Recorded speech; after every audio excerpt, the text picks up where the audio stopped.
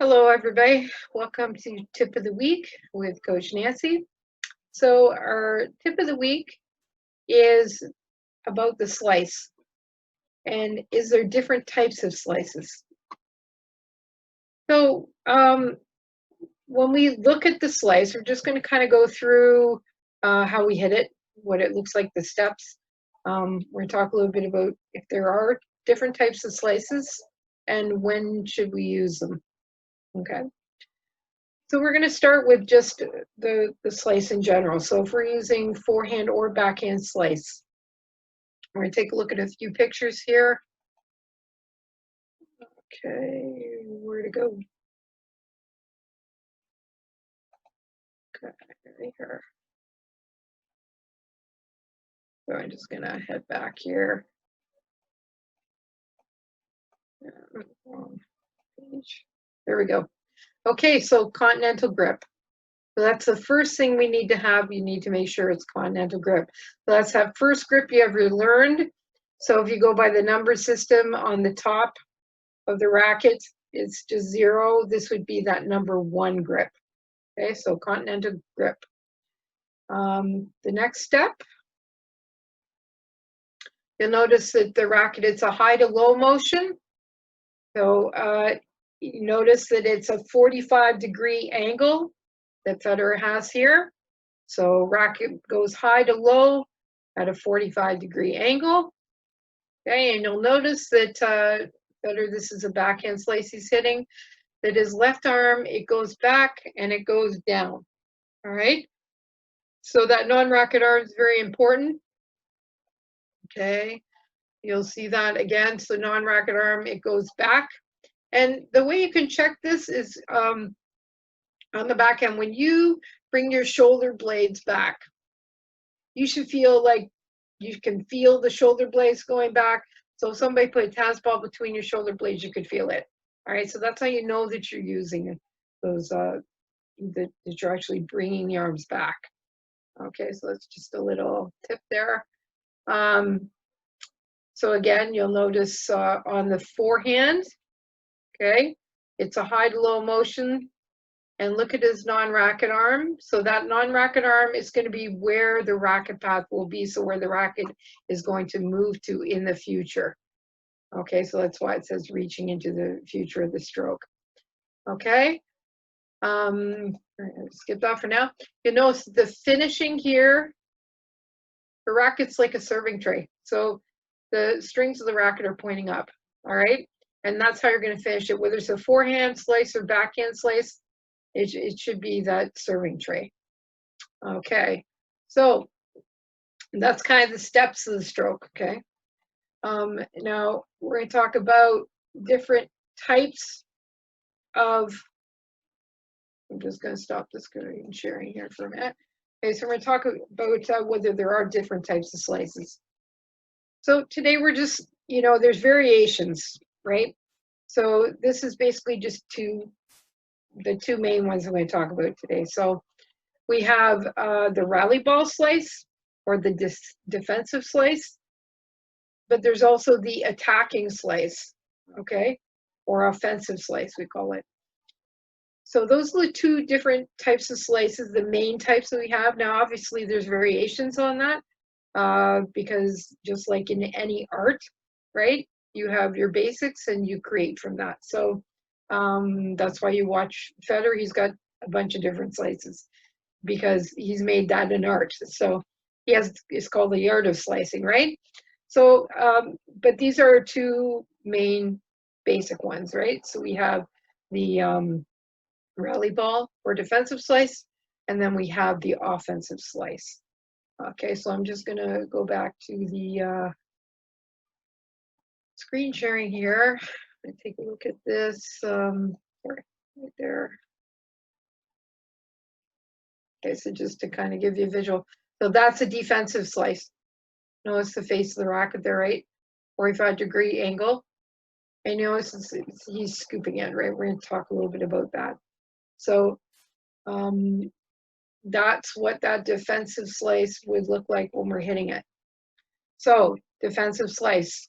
When we're hitting that defensive slice, how do I know that that's a defensive slice? it's actually going to go higher above the net. All right. And generally, because it is going higher above the net, a lot of times we're not hitting it maybe as deep with that one. So we're trying to basically give ourselves like time, right? We want to either slow that player down because maybe they're a player who really likes to just pound the ball at the same speed all the time, and they like that rhythm. So they're like a rhythm player. And we want to mess that rhythm up. So we would throw in one of these rally ball slices, okay? You can vary the distance on it, okay? But because it is higher over the net, a lot of times it's more like a little bit past 3/4 court. But again, you can change it again just by the angle of the racket at your contact, right? Okay, so that is one situation where we would use the rally ball slice, is to change the pace or change the rhythm in the point, right? The other time we would use is when we are off balance or we're way out of the court and we need time. We need time to be able to get back into the play. So there's no point in us hitting a great big topspin forehand that's not going to give us any time, right? So we want something that's going to take a little longer to get to them, so that gives us that time to get back into the play. Okay, so those are kind of just two situations where we'd use that rally ball slice. Okay, now to create the rally ball slice, like how do I get it to go higher? All right, it's more of a scooping motion. So you may have heard the term you're carving the ball, and that's what you are doing basically when you're going to hit the ball with that slice. It's more of a carving motion or a scooping motion when you're hitting. So if the angle of my racket is up a little bit higher as I contact the ball and go forward, it's going to go higher. All right. Okay. So that is that defensive slice or the rally ball slice. So we're going to go back here and go to the next picture. That was the defensive slice. Okay, now here's the offensive slice. You notice her racket, she's in good position to hit this, right? Her racket's up high, and her shoulder is actually, front shoulder, she's going down into the ball. So again, it's that high to low motion, right? So that's kind of the separate, or the setup for that offensive slice. You want to be in good position to hit this. Okay, so we'll stop that. So it's 45-degree angle, so we're going to come down it. Again, it's a carving motion, but we wouldn't be scooping as much. So if I want to get that ball lower over the net, right, which we would want like maybe 6 inches to a foot over the net, low. Okay. If I have it low over the net, it's going to make it an offensive shot because the ball is going to drop quickly. It's going to stay low. So even whether I hit a deep one or I hit a shorter ball, it's going to come down quicker because it's lower, right? Okay. So I would use that in a situation where if someone's really tall and they don't like to bend, I'm going to make them hit their shoelaces because they don't want to be down there, right? Okay. The other thing is because they're hitting that ball, it's below the net, well below the net, they're going to have to hit it up. So I'm going to know that. So I'm going to start moving in. Well, I'm not going to hang at the baseline. I'm going to try and put even more pressure on them now because now I've got them taking it really low. Okay. So they're going to have to hit it up. Okay. I'm not saying barreling into the net. You need to watch what's going to happen, how they're hitting, how they're handling the ball, but you want to be ready to be able to come in and attack on that if you can. Okay. So that would be one situation, okay, is you want to make them take it low, right? Okay. Have to force them to hit it up. All right. What's interesting about the slice, and I don't know how many of you know that, but you know, if you're talking about topspin as opposed to the backspin or slice, actually the ball rotates more times on a slice than it does on topspin. Okay. Now, a lot of times we think, well, that doesn't seem right, but it actually is. So it's been tested and proven that it actually rotates more rotations in a slice than there is in topspin. Okay. So if you want your slice to be effective, the ball has to be mean. You have to be able to create that. Okay. So if I want that attacking slice, it's going to be 45 degrees down the back of the ball, and my shoulder's going down into that ball. All right.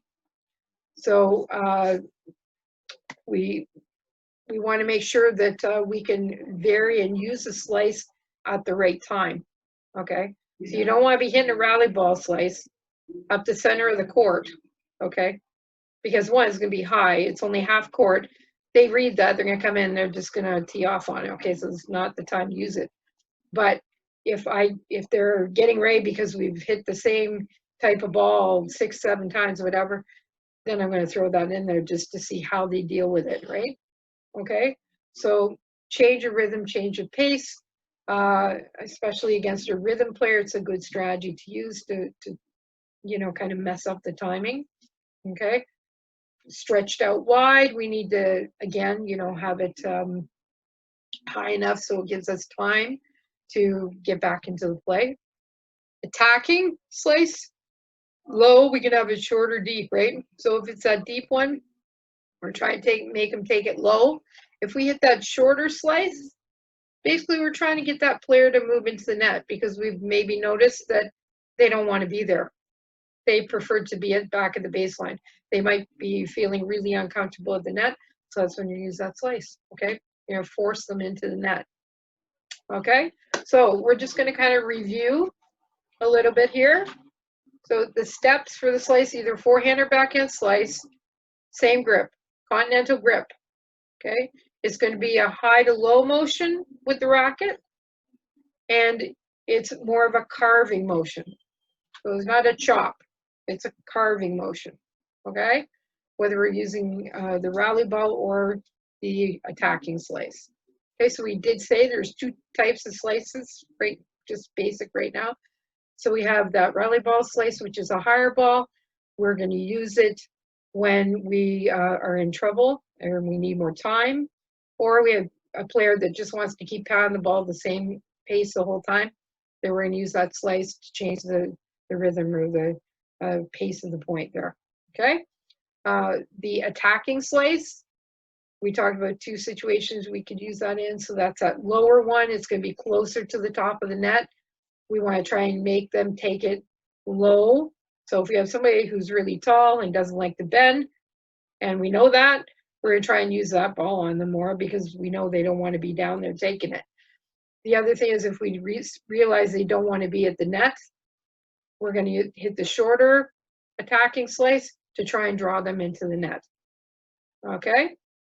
So that is our tip for the week. So my suggestion would be to work on this is shadow stroke. So 5 on the forehand, 5 on the backhand without the ball. Just go through the steps. All right, and then you're going to drop feed. Just drop the ball and see if you can do the slice with just dropping the ball. Okay, contact on this should not be too far out in front of you. It's actually just ahead of that front foot or the stepping foot. You don't want it too far out in front of you. Okay, this one you can take a little later.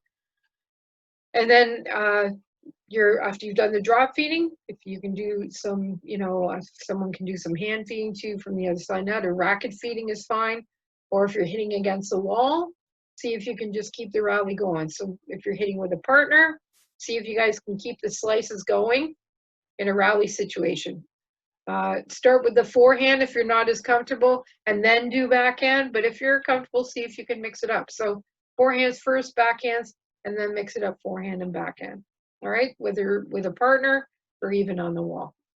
Okay, so that's the tip of the week. I hope you have a great week, and I will see you next Monday. Bye now.